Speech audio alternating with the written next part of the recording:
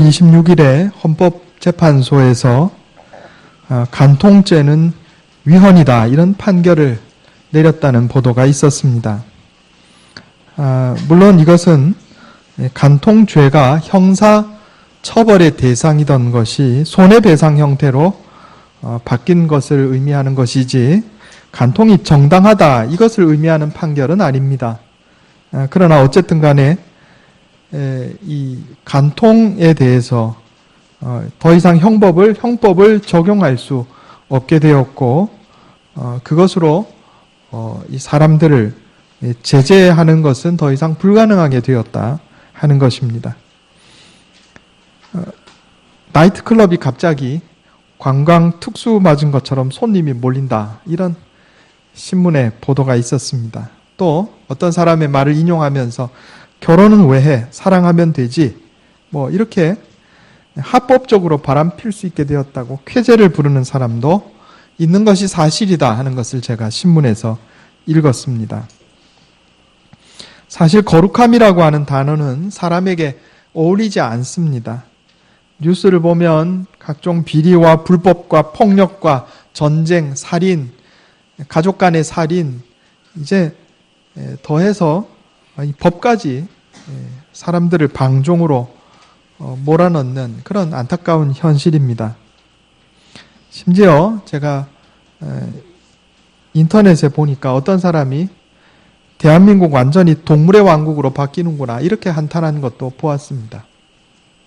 사람이 사람답게 살지 못하고 우리의 삶을 스스로 절제하지 못하고 짐승처럼 산다면 사람 사는 왕국이 아니고 동물의 왕국이다 하는 것이죠. 거룩함이란 단어가 비록 우리에게 어울리지 않는 단어이고 우리가 악한 존재이지만 그러나 하나님께서는 당신이 구원하신 당신의 자녀요 백성이 된 우리가 거룩하기를 원하신다 이렇게 선언하셨습니다. 오늘 데살로니가전서 4장 3절에 하나님의 뜻은 이것이니 너희의 거룩함이라 그랬습니다. 우리가 인생 살다가 이런저런 어려운 일 닥치면 이런 질문 많이 하잖아요. 하나님의 뜻이 어디에 있는가? 내 인생을 향하시는 하나님의 뜻이 어디에 있는가? 성경에요, 이 하나님의 뜻에 대해서 아주 명확하게 말씀하고 있는 구절이 바로 오늘 본문 말씀입니다. 하나님의 뜻은 이것이니 너희의 거룩함이라. 하나님의 뜻은 이것이니 너희가 부자가 됨이라. 이래 되어 있지 않습니다. 하나님의 뜻은 이것이니 너희가 높은 지위에 올라감이라. 이렇게 되어 있지 않아요. 하나님의 뜻은 이것이니 너희의 거룩함이라 그랬습니다. 이건 신약에만 이런 말씀 나와 있는 것이 아니고 구약 성경에도 동일한 말씀이 나와 있습니다. 한번 찾아보겠습니다. 레위기 19장 2절입니다.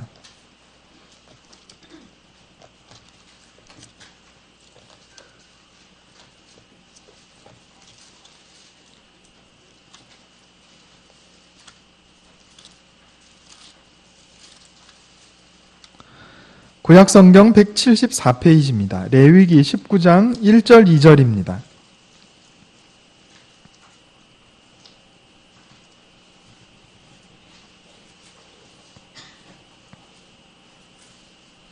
우리 레위기 19장 1절 2절 같이 읽겠습니다. 자, 시작. 여호와께서 모세에게 말씀하여 이르시되 너는 이스라엘 자손의 온 회중에게 말하여 이르라. 너희는 거룩하라. 이는 나 여호와 너의 하나님이 거룩함이니라. 아멘. 하나님께서 이미 구약 성경에서도 레위기 19장 1절 2절에 너희는 거룩하라 이렇게 말씀하셨어요. 오늘 본문 말씀에서도 하나님의 뜻은 이것이니 너희의 거룩함이라 그랬습니다. 또 데살로니가전서 4장 7절에 하나님이 우리를 부르심은 부정하게 하심이 아니요 거룩하게 하심이니 그랬습니다. 여기 이 거룩하다는 말은 따로 떼어놓다, 구별하다, 분리되다 이런 의미가 있습니다.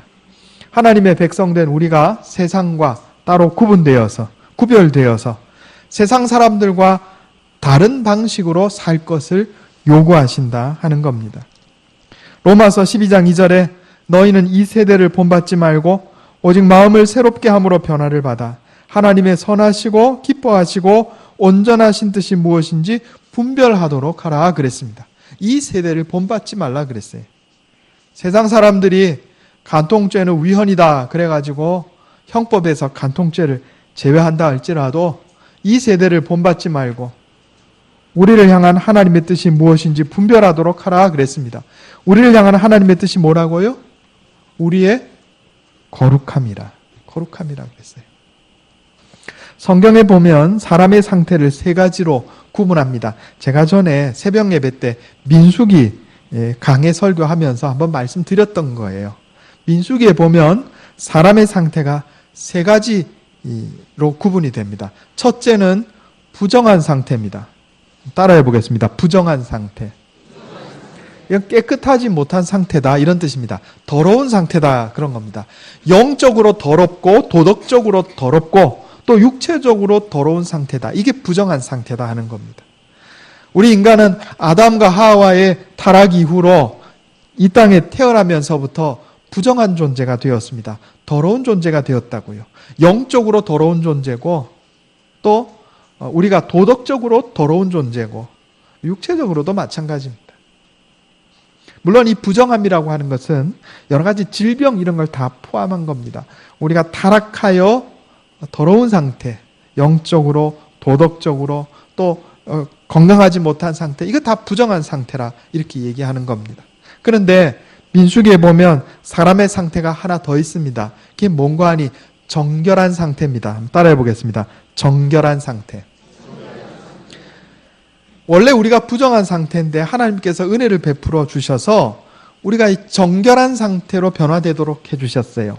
구약시대는 속죄 제사를 드릴 때 우리의 영혼이 더러운 상태에서 정결한 상태로 바뀌는 겁니다. 이거 하나님의 은혜로 되는 거예요. 신약시대에는 우리가 예수 그리스도를 믿을 때 예수님의 십자가의 보혈이 우리를 씻어주셔서 우리의 영혼이 정결한 상태가 돼요. 하나님께서 우리에게 정결한 상태를 선물해 주시는 겁니다. 마지막으로 거룩한 상태가 있는데 원래 이 거룩한 상태라고 하는 것은 이 신성한 상태를 의미하는 겁니다. 원래 거룩은 하나님께만 적용되는 거예요. 이 세상에 정말 거룩한 존재는 오직 하나님뿐이십니다. 그런데 우리가 예수 그리스도의 십자가의 보혈로 정결하게 되어서 하나님 앞에 나아가면 하나님의 그 거룩함이, 하나님의 신성함이 우리에게로 전달되는 거예요. 그래서 우리도 거룩하게 되는 겁니다. 그래서 레위기 19장 2절에 내가 거룩하니 너희도 거룩할지어라 이렇게 말씀하셨어요. 그것은 이스라엘 백성들이 하나님을 믿는 하나님의 백성이 되었기 때문에 그렇습니다. 오늘 본문 말씀에 하나님의 뜻은 이것이니 너희의 거룩함이라 그랬습니다. 여기서 너희가 누굽니까? 예수 그리스도를 믿고 하나님의 자녀가 된 백성들을 말하는 거예요. 정결하게 되어서 하나님 앞에 나갈 수 있게 된 하나님의 백성들을 말하는 겁니다. 그래서 우리가 주님 앞에 나갈 때 하나님의 거룩함이 우리에게 전달되어서 우리가 거룩한 백성이 되는 거예요. 자, 우리는 이미 신분으로 거룩한 존재가 되었습니다. 그러면 우리의 삶이 따라와야 하지 않겠어요? 그러면 어떻게 사는 것이 거룩한 삶인가? 거기에 대해서 오늘 데살로니가전서 4장 3절에서 12절까지 말씀에 자세하게 나와 있습니다. 첫 번째로 어떻게 사는 것이 거룩한 삶인가? 첫째로 거룩한 가정생활을 하는 것이 거룩한 삶입니다. 한번 따라해 보겠습니다. 거룩한 가정생활. 오늘 여기 데살로니가전서 4장 3절에 하나님의 뜻은 이것이니 곧 너희의 거룩함이라. 곧 음란을 버리고 그랬습니다. 음란을 버리고. 각각 거룩함과 존귀함으로 자기 안에 대할 줄 알고 이방인과 같이 세욕을 따르지 말고 이 일의 분수를 넘어서 형제를 해하지 말라 그랬습니다. 복잡하게 설명되어 있는데 한마디로 요약하면 성적인 부분에 있어서 정도를 벗어나지 말고 건강한 가정생활을 하라 이런 말씀입니다. 거룩함에 대해서 말씀하면서 제일 먼저 언급하는 것이 성적인 거룩함입니다. 부부가 결혼을 해서 가정을 이루었으면 그 가정의 테두리 밖으로 나가지 말라는 말씀이에요. 아내 외에 다른 여자를 쳐다보지 말라는 말씀입니다. 남편 외에 다른 남자를 쳐다보지 말라는 말씀이에요. 이게 거룩함의 첫 번째 요건입니다. 세상 사람들은 어떻게 살든지 간에 그거하고 상관없이 우리는 이 세대를 본받지 말고 하나님의 말씀대로 살아야 합니다. 오죽하면 하나님께서 거룩함의 첫 번째 목록에 성적인 거룩함을 말씀하시겠어요. 이게 가장 중요하기 때문에 그렇습니다. 제가 전에 구약 성경에 보면 사형에 해당하는 죄가 있다 이런 말씀 드렸어요. 그죠? 성경에 보면 우리가 하지 말아야 할 죄에 대해서 많이 기록이 되어 있습니다. 그런데 그것들 중에 특별히 이런 죄를 짓는 자는 반드시 죽일지니라 이렇게 되어 있는 죄가 있어요. 첫 번째가 뭐죠? 우상숭배죄입니다. 우상숭배하는 자는 반드시 죽일지니라 이렇게 되어 있어요. 두 번째가 뭘까요? 살인죄. 사람을 죽인 자는 반드시 죽일지니라 되어 있어요. 세 번째가 뭐죠? 부모를 저주하거나 폭행한 죄. 부모를 저주하거나 폭행하고 부모의 말에 순종하지 않은 자는 돌로 쳐서 죽이라 이래 되어 있어요. 네 번째가 뭐죠? 간음죄입니다. 간음한 자는 반드시 죽이라 이래 되어 있어요. 요 네 가지 죄악의 공통점이 뭐라고 그랬어요? 생명과 관련된 죄다 그랬습니다. 하나님이 모든 생명의 주인이시기 때문에 하나님 외에 다른 것들을 짐승의 형상이든지 사람의 형상이든지 사람이든지 그런 것들을 우상숭배하면 그건 생명의 근원이신 하나님을 저버리는 죄에 해당하는 거예요. 그래서 그건 사형입니다. 살인죄는 하나님이 만드신 생명을 이 세상에서 없이 한 것이기 때문에 반드시 죽여야 하는 죄입니다. 그리고 부모가 왜 생명하고 관련됩니까? 부모는 우리를 이 땅에 태어나게 하는 하나님의 생명 탄생의 도구로 사용되었기 때문에 부모는 생명과 관련된 존재예요. 그래서 부모를 저주하거나 욕하거나 때리면 반드시 죽이라 이렇게 되어 있어요. 그리고 왜 간음죄가 사형에 해당하는가? 성이라고 하는 것은, 남녀의 성이라고 하는 것은 하나님께서 이 세상에 생명을 낳게 하는 하나님의 생명 탄생의 도구로 사용된 거예요. 부모와 마찬가지예요. 그러므로 이 성은 거룩하게 보존되어야 하고 거룩하게 사용되어야 하는 겁니다. 이게 더럽혀져서는 안 되는 거예요. 성이 더럽혀지는 것은 하나님께서 창조하신 생명을 더럽히는 것과 같은 죄가 됩니다. 그래서 성경은 간음죄는 사형에 처한다 이렇게 되어 있는 거예요. 오늘날 세상 사람들은요, 간음죄를 아무렇지도 않게 생각합니다. 그나마 우리나라는 보수적으로 유지되던 간통죄까지 지금 폐지하는 상황이에요. 드라마를 보면 심지어 남자와 여자가 키스하는 그런 게 아니고 여자와 여자가 키스를 하고 남자가 남자로 더불어 부끄러운 짓을 하고 그런 것들이 아무렇지도 않게 받아들여지는 세상이 지금 세상이에요.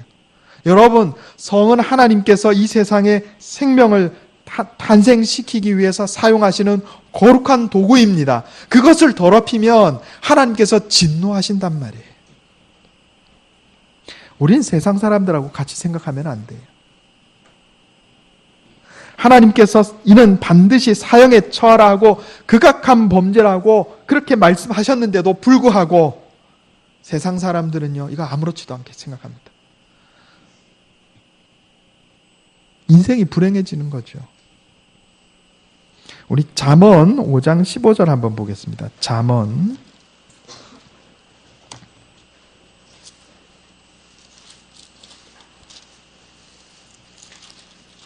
915페이지입니다. 구약성경 915페이지.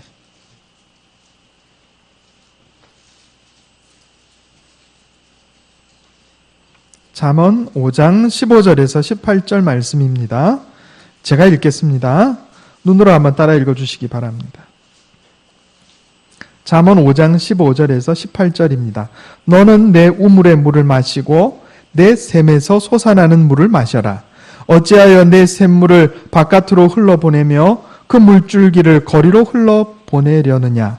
그 물은 너 혼자만의 것으로 삼고 다른 사람들과 나누지 말아라. 내 샘이 복된 줄 알고 내가 젊어서 맞은 아내와 더불어 즐거워하여라. 아멘. 여기 우물 또 셈으로 표현된 것은 배우자를 의미하는 겁니다. 가정을 의미하는 거예요. 내 우물의 물을 마시고 내 셈에서 솟아나는 물을 마셔라 하는 이야기는 가정 안에 나와 결혼한 배우자와만 사랑을 나누고 그것을 외부의 다른 여자나 다른 남자와 그 사랑을 나누지 말라 하는 말씀입니다. 그 물은 너 혼자만의 것으로 삼고 다른 사람과 나누지 말아라. 내 셈이 복된 줄 알고 내가 젊어서 맞은 아내와 더불어 즐거워하여라 그랬습니다. 이게 왜 잠언에 나온 말씀일까요? 이게 지혜란 말입니다. 인생의 행복은 가정의 행복을 떠나서 생각하기 어렵습니다. 하나님께서는 건강한 가정, 부부간에 정절로서 서로를 귀하게 여기는 건강한 가정에서 인생의 행복이 있음을 말씀하고 있는 겁니다. 고린도전서 6장 18절에는 음행을 피하라. 사람이 범하는 죄마다 몸 밖에 있거니와 음행하는 자는 자기 몸의 죄를 범하느니라 그랬습니다. 우리는 하나님의 성령이 와서 거하시는 하나님의 성전입니다. 오늘날 성전이 없어요. 구약시대 성전과 같은 성전이 없어요. 이스라엘에 가면 보이는 거 그거는 성전 아니고 모스크라 그랬어요. 이슬람교 사원입니다. 그럼 뭐가 성전이에요? 예수님이 성전이시고 성령께서 우리 안에 거하심으로 우리 영혼이 성전입니다. 우리 몸이 하나님께서 거하시는 성전이에요. 그런데 다른 죄는 다 몸 밖에 짓는 죄인데 몸 안에 짓는 죄가 있다 그랬어요. 그게 뭐예요? 간음. 내 몸만 더럽히는 것이 아니라 나의 배우자의 몸도 더럽히는 겁니다. 그리스도인들은 결코 간음죄를 범해서는 안 됩니다. 그리스도인들은 부부관계 안에서 건강하게 가정생활을 영위해야 합니다.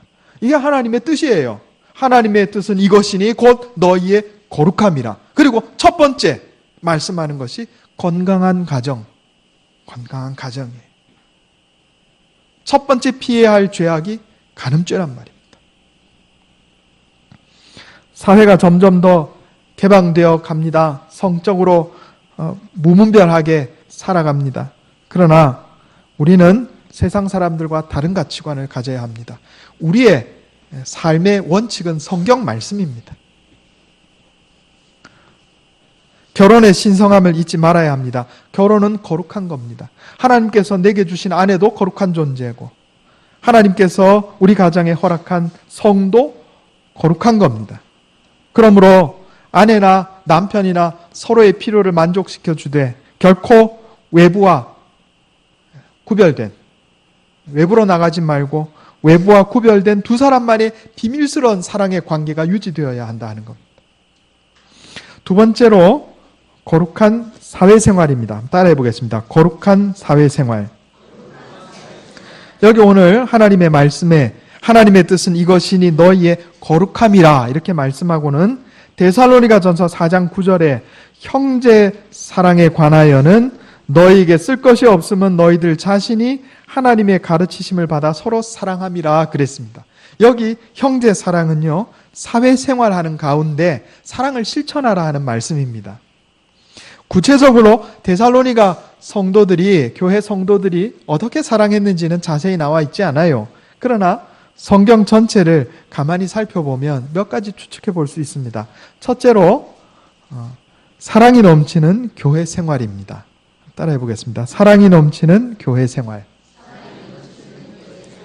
제가 전에 수요 예배 때 사도신경을 강해하면서 그 안에 우리가 고백하는 성도의 교제를 믿습니다 하는 내용이 있다 그랬죠?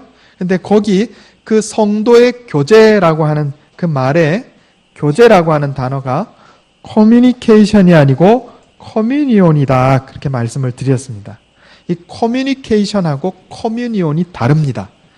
이제 여러분 찬송가 있죠? 찬송가 이 뒤에 보면 사도신경이 있습니다. 사도신경 맨 뒷부분 제가 한번 읽어보겠습니다.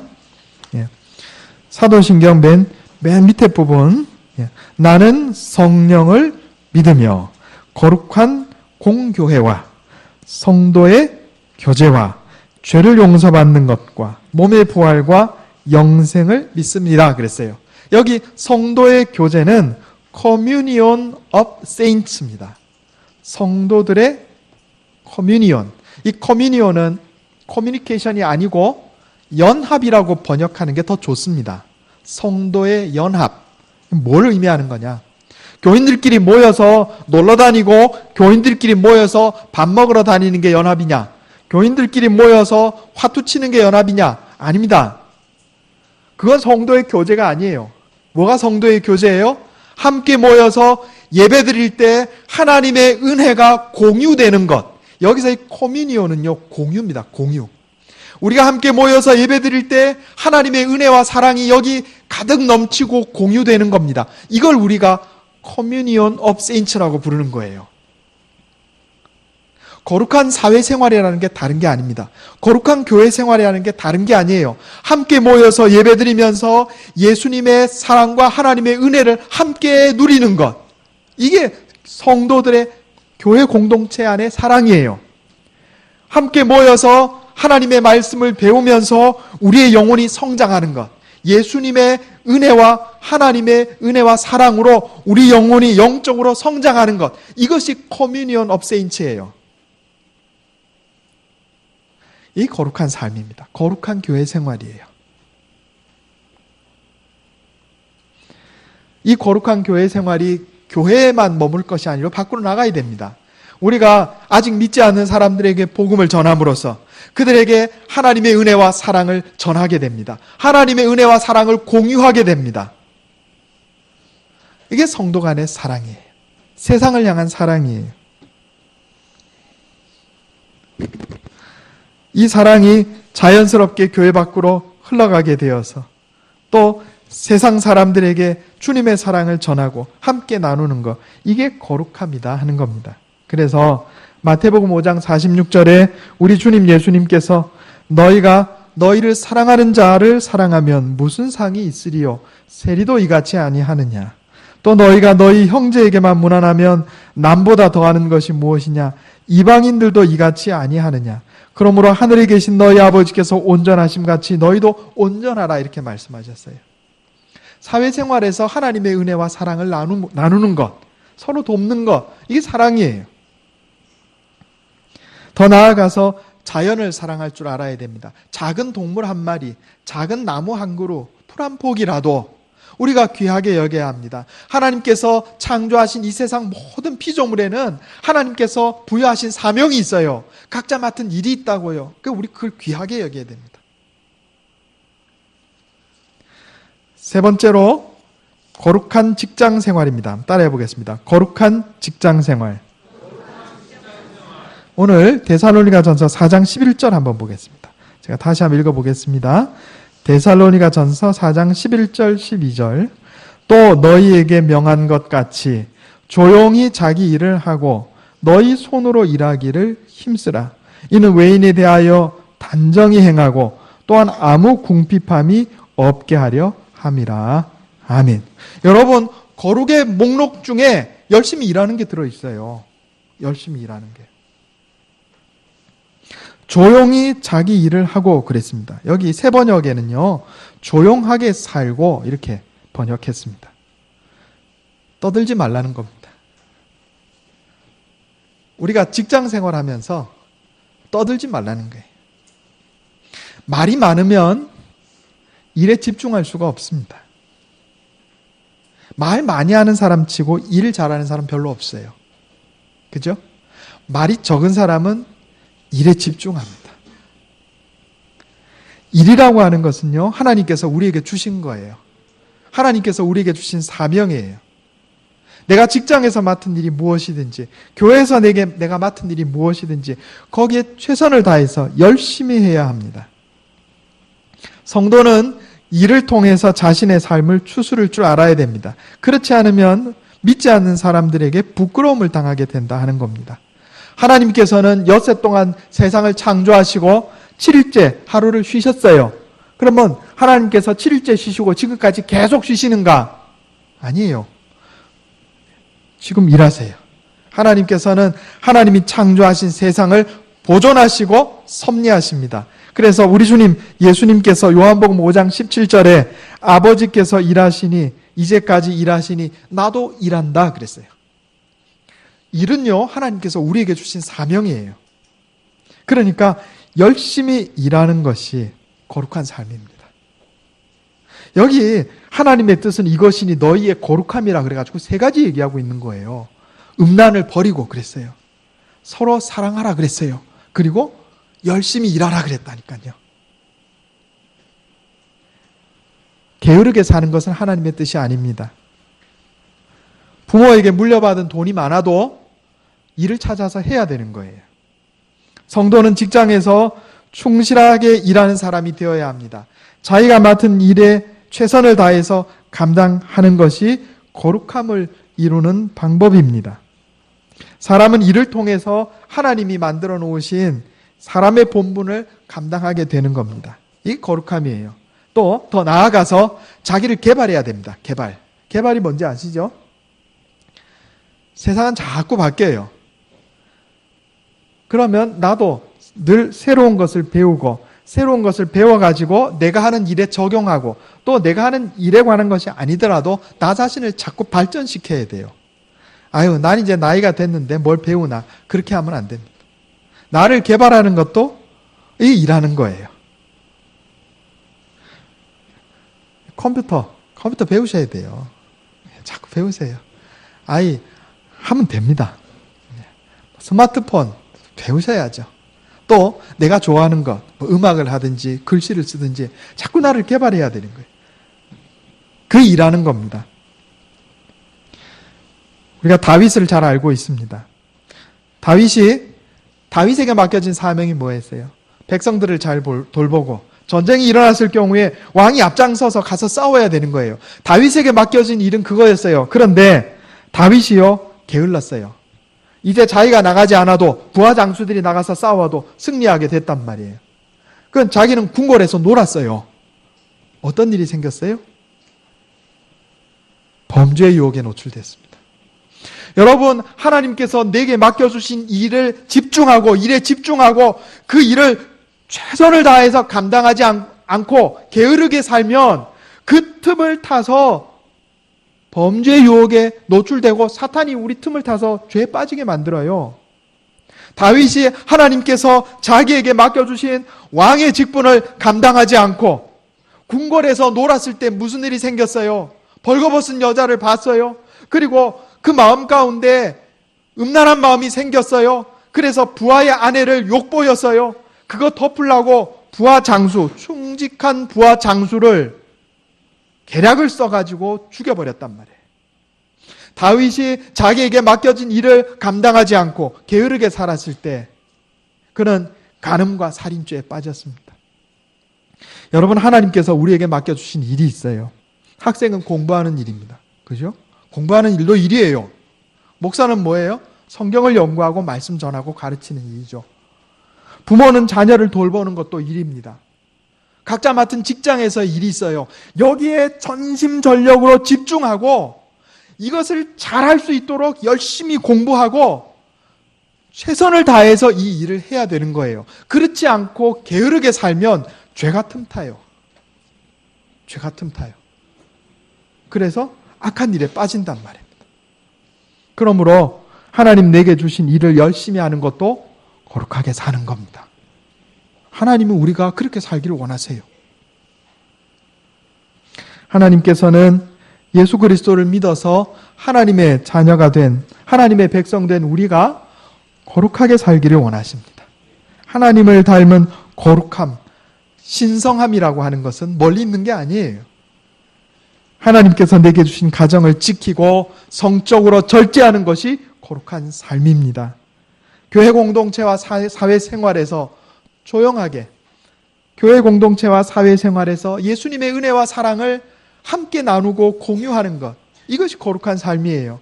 하나님 내게 맡겨주신 일들, 직장의 일들, 또 내게 맡겨주신 자녀들 잘 돌보고 내게 맡겨준 일을 잘하고 나 자신을 개발하는 것, 이 거룩한 삶이에요.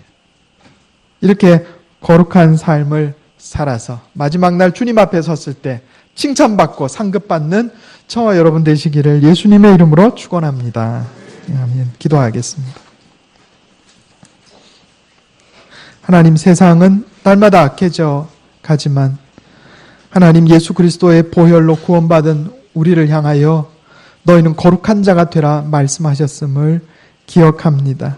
하나님의 뜻은 이것이니 곧 너희의 거룩함이라 말씀하셨사오니 주여, 우리가 음란을 버리고 건강한 가정생활을 영위함으로 말미암아 거룩한 삶을 살게 하여 주시옵소서. 서로 사랑하고 예수님의 은혜와 사랑을 공유함으로 거룩한 교회생활, 거룩한 사회생활 하게 하여 주시옵소서.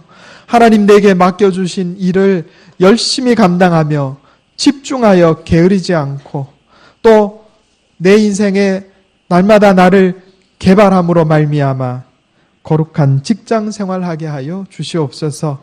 그래서 하나님 기뻐하시는 거룩한 삶을 사는 자녀들 다 되게 해주셔서 주님 앞에 섰을 때 칭찬받고 또 세상을 향하여 빛을 발하며 소금의 역할을 감당하는 주님의 백성들 다 되게 하여 주시옵소서.